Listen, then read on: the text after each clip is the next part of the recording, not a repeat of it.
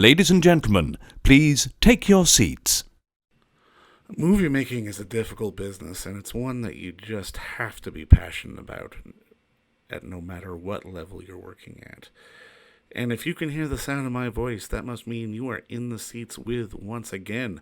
As always, my name is Dave Voigt. I am your host for this venerable podcast where we pick the brains of a wide-ranging variety of industry professionals, filmmakers, writers, producers, directors, stunt people, the whole nine yards.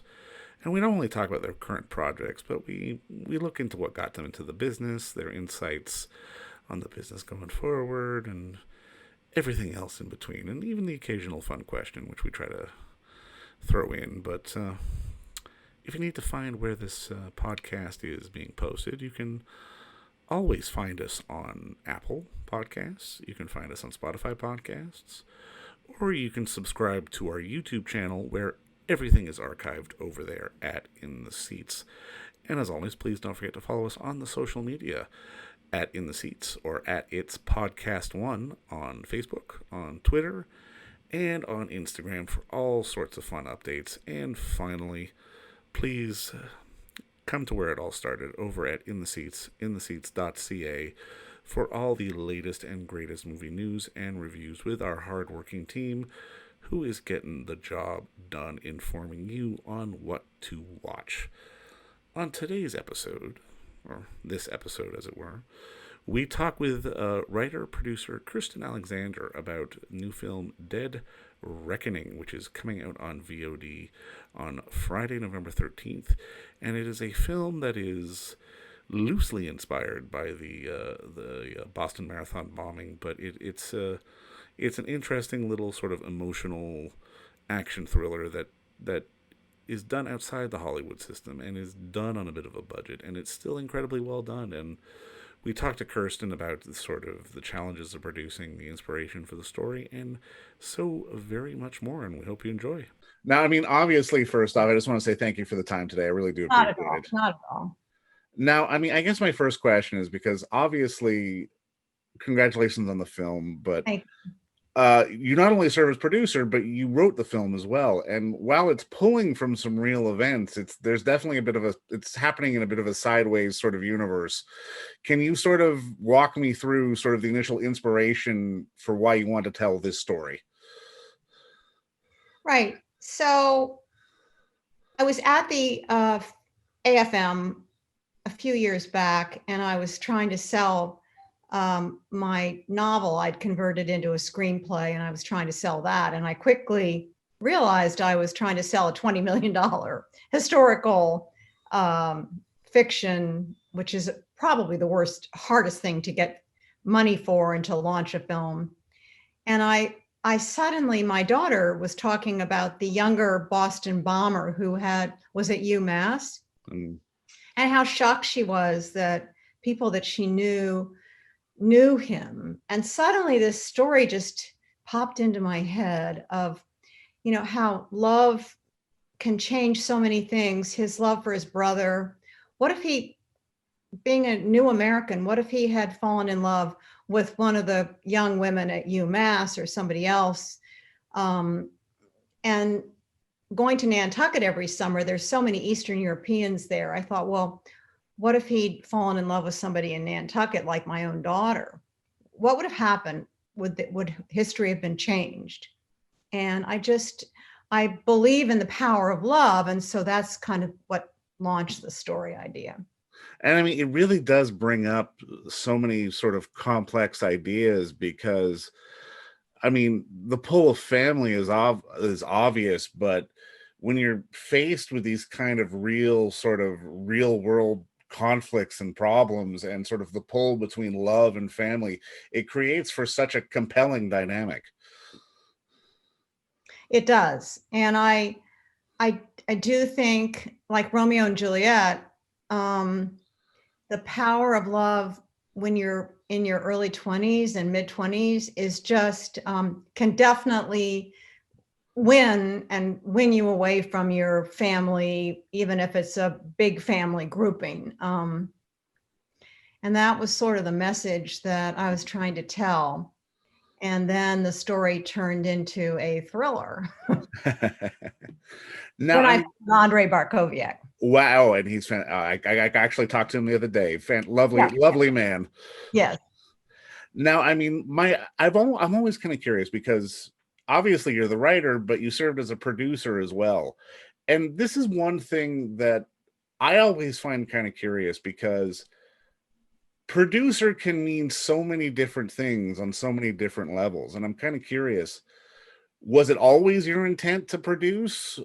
No. Well, no. I mean, I would have preferred somebody else producing it, but that was sort of the path that I was on, and that I'm the kind of person, when I start something, I generally finish it. And I was just bound and determined to get. I had no idea what I was doing in the beginning, and I know now that it's very unusual. Spike Lee says it's very hard to make even a terrible movie. It's very hard to make and finish and sell a film. And I just didn't know that it was that hard. I'd written books and I'd worked on Earth Day, but I had no idea that this would be such a long path. Is the job of producer a bit of a catch-all? Because I mean, I've talked to various people, and I mean, sometimes it's just about finding the money, but I mean, depending on the scale, the producer can also be helping to arrange catering or, you know, pulling cables. It really does feel like a job that sort of could entail almost anything. Well, what I didn't know was the whole union thing. I didn't know any of that. And if I had, I think it would have definitely changed the course of things. I mean, Andre being in the union was a big thing because that meant I was producing a union film. Therefore, I had all these rules I had to follow and attorneys that I had to hire. And obviously, that's not what I initially intended to get into. But now I definitely know my way around. I mean, I was back and forth to Hollywood. Jonathan Gray was my attorney. He's helped launch a lot of new filmmakers. I enjoyed it, but it was challenging. Can you walk me through the process? I mean, is it basically like going to AFM and just taking meetings and giving pitches, or like how much more involved is it? I'm always really kind of curious on the process of not just getting money, like not just finding money to make the movie, but getting it sold after the fact. Well, I think the main thing is who your production team is. I mean, obviously it's in Hollywood and also Boston, New York. There's a film group in each one of those towns, and it's very important.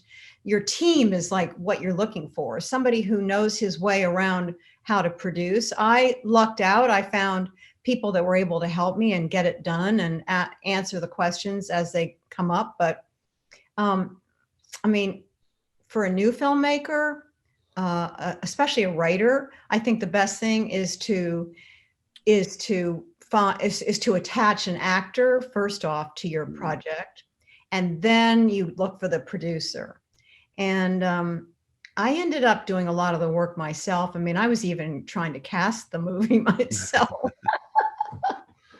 I mean, this was KJ Appa's one of his first movies. He hadn't even started on Riverdale when we first started.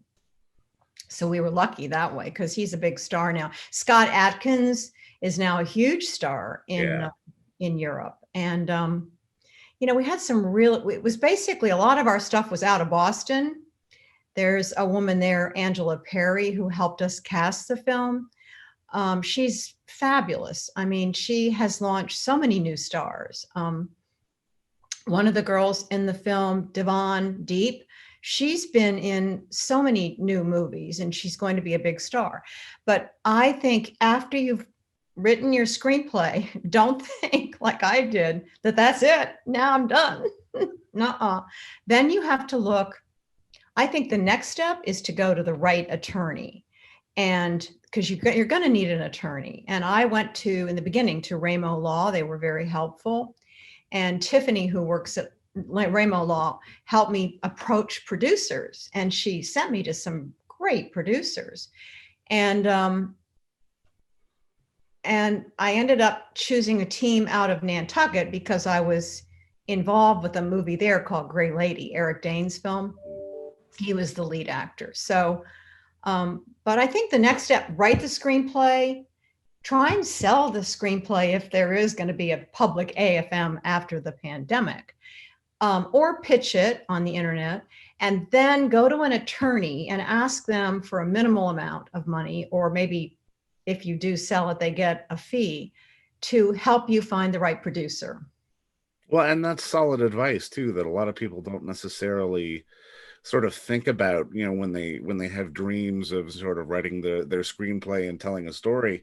And I'm kind of curious, for you as a writer, traditionally, what sort of led you to the big screen, as it were? Because I mean, nobody would have blamed you if you had just written something that, okay, I'm done, moving on. You're just going to be in a big pile of scripts waiting for it's never going to happen, even if you get that script up on the black book. It's so hard to get something produced. I mean, you can enter contests, but I think the best thing to do is to go for the producers yourself. Target the producer that you think produces films like what you've got. There's certain producers. You just look at IMDb. There's a lot. You look at IMDb and see, well, what movie did I like that resembles my story? Because each producer is looking for a kind of a story, or they have connections to a certain kind of outlet. Selling the film is a whole different thing. For that, you need a sales agent. I started cold calling sales agents when I first began too. I did everything fast. Was putting stuff on the big screen always sort of the ultimate goal for you? Yes. Yeah, definitely. I think then that leads into my next question. What's like for you, like, was there a movie or maybe even a moment in your life that made sort of the light bulb go off in your head and sort of have that moment of clarity to go, okay, this is what I want to do. I want to tell stories in this way? I've always been intrigued by films, especially films. I'm now interested in films with happy endings, but this particular film, I actually wrote to have a sequel to it. I don't know if we'll ever get to that, but I'm always been interested in films and Disney films and, you know, scary films. And I think everyone loves a good movie. You know? No, but I'm now interested in series like every other producer or writer. Is there anything in this whole production process that maybe surprised you that you didn't expect to learn along the way? I didn't realize, I figured if you could write a screenplay and produce it for, say, $1.5 million or something, that would be good. That's not, if you're going to get anything to do with the union, you're going to need minimal, you know, $3 to $5 million. And it's very hard to be a beginning, to step into this business and try to raise that kind of money, because like everything else, people are looking for investments that are safe. Safe. Well, and I mean, I suppose that's why we see, you know, on independent movies, sometimes we'll see 17 executive producers just because you're splitting up the money that much. Yeah, and the actors become producers too a lot of the time. And, you know, deals are made. You know, I think if you're going to start out, do your first short film on your iPhone. Yeah. And put it up online. Don't try to do what I did. It's a lot of work.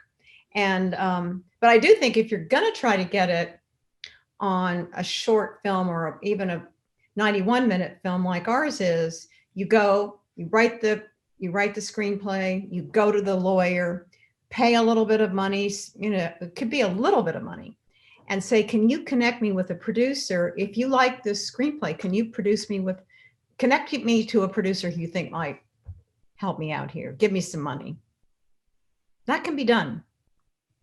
It's just all about the willpower to do it, I suppose. Yeah, you just have to get on the phone. The kids have to get on the phone. Or fly to LA and go into that office.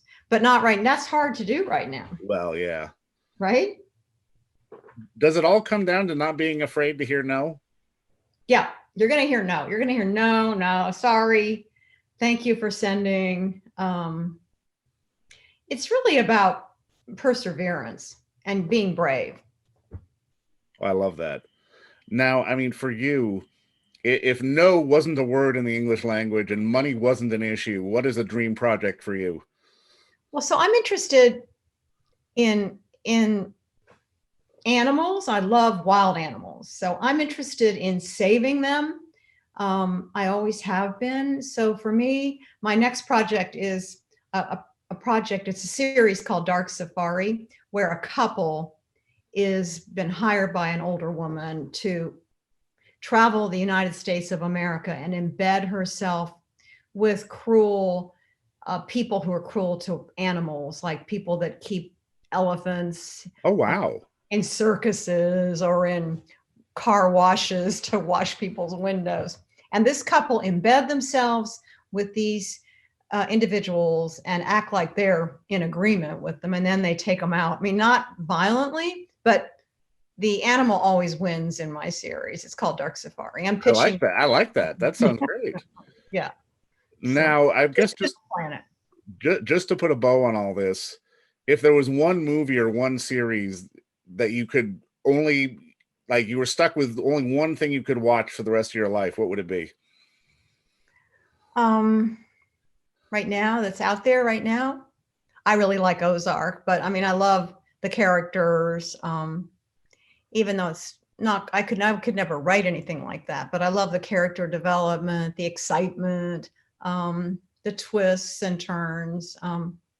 There's some very good series. I just saw one called The Queen's Gambit. Oh, that's great. Yeah. I would love to write that. It's got a girl who's an orphan. It's got excitement. It's got empathy. She's got personal problems. Excellent series. Well, you know what? That's it for me. And just thank you again for the insight into the writing and production world. And thank you for the time. Congratulations on the film. Thank you. All right.